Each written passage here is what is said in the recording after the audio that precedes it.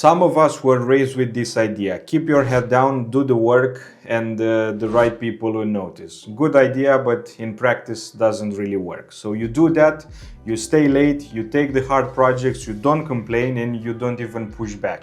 And even when you're really overwhelmed, you're literally dying inside, you don't say anything. And when you look around, you realize, yeah, nobody noticed. This video is about why this keeps happening and why everything we were taught about earning your place is wrong. I've been at my current company over the last 3 years, and the promises started after year 1 pretty much, and they are still breaking to this day. I want to show you what I learned way too late, and maybe you can avoid it. Hey, I'm Mihnea, I'm an engineer working in the Netherlands, and this video, I hate to break it to you, isn't an advice from someone that already figured it out.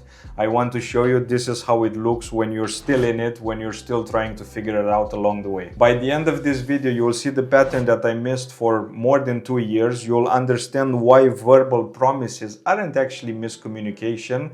They are a strategy, and a really well taught strategy, and you will know the one question that exposes whether someone actually intends to deliver or not. I really don't know who taught you this first, or where did you hear it. Maybe from a parent, a teacher, a grandparent, maybe your first boss who seemed like they knew what they were doing. But somewhere along the way you learned this rule: work hard and stay humble. Don't push back too much, don't ask too much, and eventually the right people will notice. You show up early, you stay late, you take the project that nobody wants, you didn't complain when the workload got insane, and you didn't push back when your boundaries got crossed. You just worked, because that's what you're supposed to do, right? And here's the thing, it feels noble, and it feels like you have integrity. Maybe you told yourself the same as I did to myself: I'm not here to play politics, I'm here to do the work, and the rest will follow. You've been taught this, I've been taught this, we all have, unfortunately. I believe if I just deliver the good results, if I just made myself basically undeniable, someone would tap me on the shoulder one day and say, hey, we see you, we got you. But nobody tapped, and I kept waiting. Here's something that might sound familiar. Someone promised you something at work, a promotion, a raise, a new role, whatever. Honestly, at this point, doesn't matter. You don't celebrate it out loud, but inside you really feel it. It's finally it's happening, and finally someone sees your work. Then a week later, maybe a month later, they come back to you with a different story. Budget issues, restructuring, bad timing, it's out of my hands. And you know what you do? You nod, you say you understand, and the worst part, you start making excuses for them, because if it's their fault, you are a fool for trusting them, and that hurts way worse. So you tell yourself, bad timing, company politics, these things happen all the time, is not personal. I did this exact thing. In October 2024, my supervisor told me that I'm getting a direct contract. 1 week later, he told me that is off the table, hiring freeze. I rationalized it, I kept working, I take more responsibility to prove myself that I deserve this contract, and I kept asking if there's any news. Sounds familiar? That's the first crack. There's no broken promises yet, the fact that you made excuses for them. Because once you start doing that, you will do it again and again and again, and this cycle never ends. Okay, let's do a bit fast forward. December 2025, a new opportunity, a new supervisor from a different department approaches me. There's a new opening in his team, and he knows my work, he sees what I can do, and he starts making promises and agrees also with my request. Then here's the thing, my first gut feeling said no. The role itself wasn't necessarily what I wanted. It was not necessarily a step back, but it was a step sideways, not really forward. But the promises, those goddamn promises, made it sound worth it. So I asked questions, I sent emails, I wanted things in writing. And every single time I sent an email, he wanted to talk in person. And I swear, every single time, there's no email reply.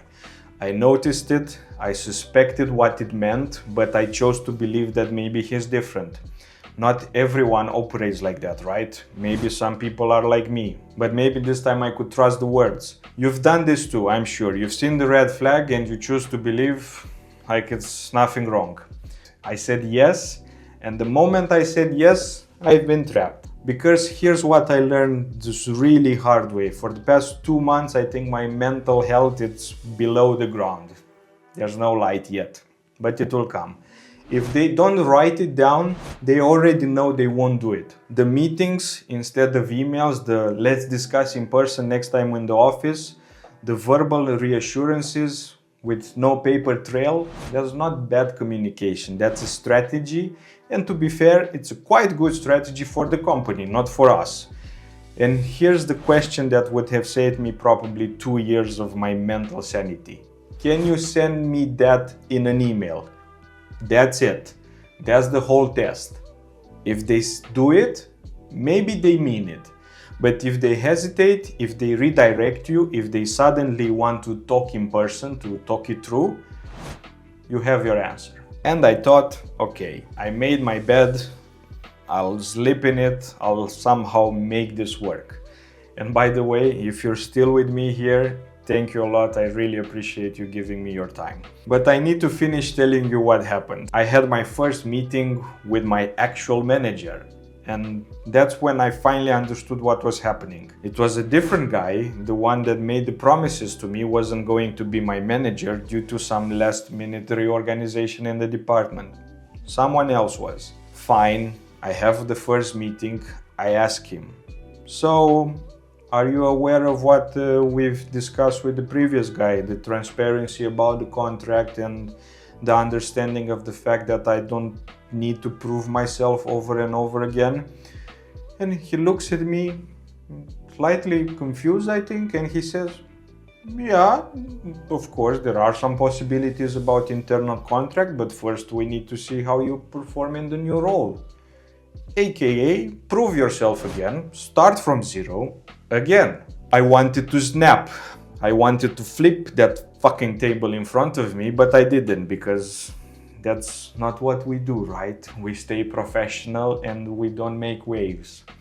I went back to the first guy who made the promises to me. I told him what happened and he assured me again, verbally, that everything was aligned, that the new manager was on board and he knows my situation. Newsflash, to these days, almost 2 months later, nothing changed. Hey. So I escalated it. I talked to the department director. I explained the situation, and to my total surprise, he looked confused. He said, oh, I thought you were already negotiating with the HR. What the fuck? That's what he's been told by the guy who made the promises to me. Then I realized it hit me like a train. This isn't miscommunication. There's no way to apply process communication model to this. The guy who recruited me told different stories to different people. He told me what I needed to hear to say yes. He told his boss what his boss needed to hear, whatever it was. And none of it lined up because it was never meant to line up. This wasn't a mistake, that was basically like textbook corporate management. And if you ever escalated something yourself and feel like you're the only one having the full picture, now you know why. They are not all on the same page because they were never meant to be on the same page. Hey, but there's more. This week, I found out that my new role that I accepted based on X promises is being moved. Different department, actually the old department, not the old team, new manager, someone who knows nothing about me, nothing about my work, and nothing that I was promised, right? 3 years, whatever, 3-4 managers, every single promise, gone. And here's the part that really broke me and it made me really sad.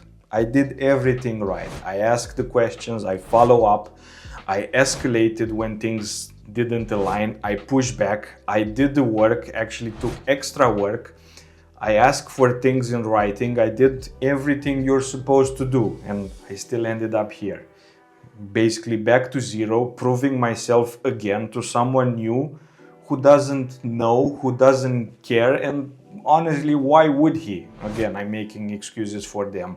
I know what you've been thinking. I am 100% sure you're gonna think, why are you still there? Why don't you just leave? And here's my honest answer, because this is what it does to you. It drains you until leaving feels almost impossible. You tell yourself, hey, maybe next month will be different. You're exhausted. I am exhausted to do a job hunt now. You've given so much that walking away almost feels like letting them win. And that's the trap. It's not the broken promises. The trap is the exhaustion that keeps you from escaping. I'm still here not because I don't see it anymore. Unfortunately, I see it a lot every single day, but because I'm trying to rebuild my energy by giving my brain what it actually needs, solitude and some playful contact here and there from my imaginary and rebel phases, and because I'm building something on the side, like this channel, because when I leave, I want to do it on my own terms, but I won't pretend that I have it figured out. I just don't. And that's the truth, and I hope to figure it out here by making these videos. If you're watching this and you recognize any of it, I really don't know your situation, but I know this thing precisely. This pattern is real, and recognizing it doesn't make you paranoid, it makes you awake. Pretty much verbal promises keeps you hoping, and the prove yourself first keeps you running because you want to do good work, right? And you want to be seen. And every reorganization, every new manager, every restructure resets that clock, and you will never actually arrive. That one question I wish I asked earlier, do you remember? Can you send me that in an email? Not because it fixes everything, but because their answer tells you everything. Thanks a lot for watching. Thank you for listening to my story. I hope my storm and the shit show that I'm currently in helps you to see yours a bit clearer. I made this channel to explore and understand how people actually work, not how they are supposed to work. Communication style, personality patterns, what drains you, what fuels you. Because I really believe that the only way to stop getting played by these systems that don't see us is to finally see yourself. And if this hits close to home, tell me in the comments. I want to know that I'm not the only one, or if I'm going crazy, please tell me that as well. And if you want to see what happens next, subscribe. See you next time. Have a nice day and take care of yourself. Bye.